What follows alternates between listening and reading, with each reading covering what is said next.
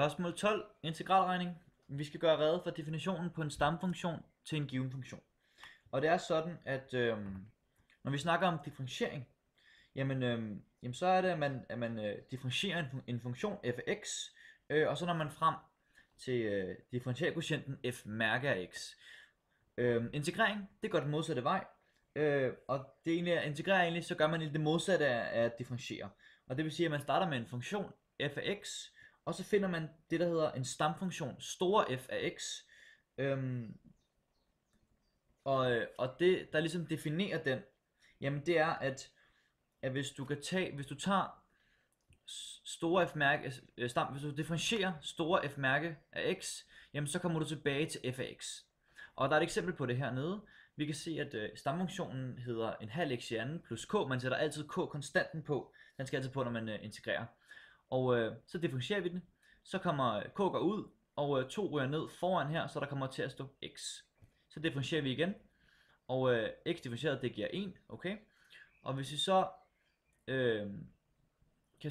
går ned og kigger her, så kan vi se, der har vi så differentieret stamfunktionen til f af x, nemlig f mærke af x.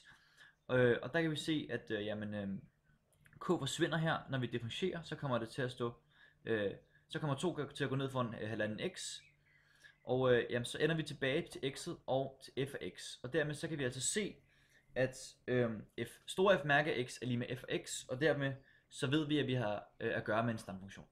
Yes, vi er nået videre til det næste punkt, og vi vil gøre rede for forskellen mellem det bestemte og det ubestemte integrale. Jamen, og går vi lige over det ubestemte integral igen, det er jo ligesom det vi så før. Det er når man tager integralet f af x dx, det er lige med f af x.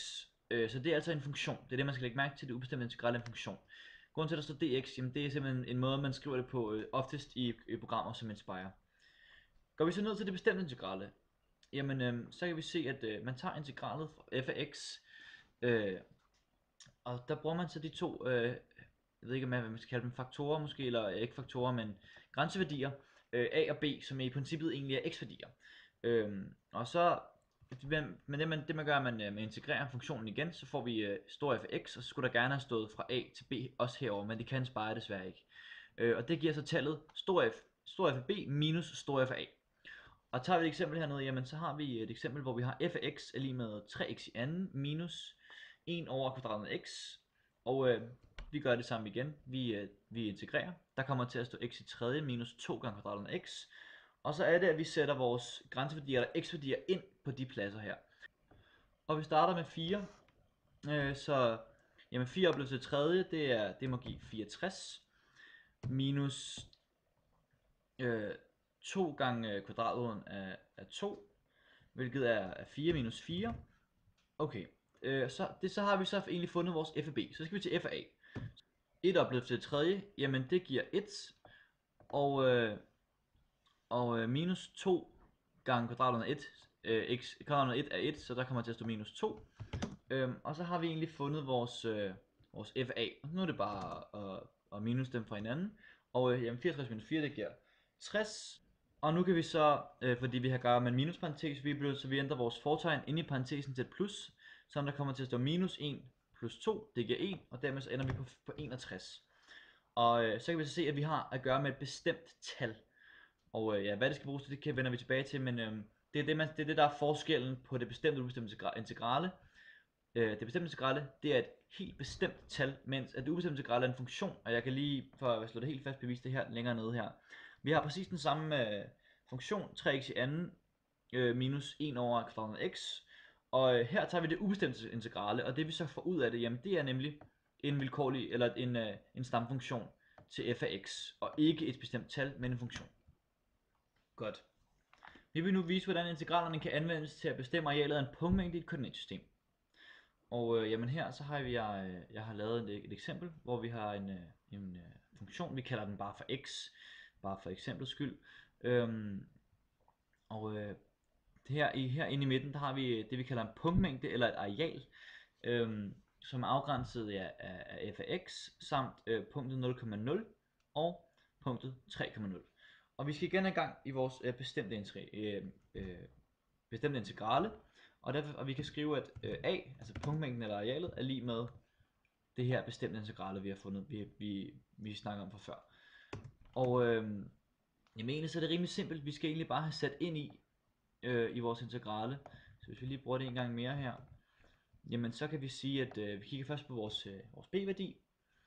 Det er den højeste værdi af de x-værdier, vi har fået hernede, altså dem, der afgrænser integralet. Og det er 3, og a er lige med 0. Og så har vi funktionen, den kalder vi bare for x. Og når vi, hvis vi skal integrere x, jamen så får vi den stamfunktion, der hedder en halv x opløftet i anden, sådan der. Og så er det egentlig bare at erstatte x med de her værdier, vi har. Og starter vi med store f af b, jamen så kommer der til at stå en halv gange 3 opløftet i 2 minus en halv gange 0 opløftet i 2. Og jamen så er det jo meget heldigt, at vi har med et 0 at gøre, fordi at 0 opløftet i 2 det er 0, og en halv gange 0 det er også 0, så der kommer egentlig bare til at stå en halv gange 3 opløftet i anden, sådan der. Og jamen regner vi lige hurtigt det ud, så kan vi hurtigt se, at 3 opløftet i anden, det er 9 gange en halv, sådan der. Det er lige med 4,5. Og så har vi altså fundet arealet for en punktmængde i koordinatsystem ved hjælp af det bestemte integrale.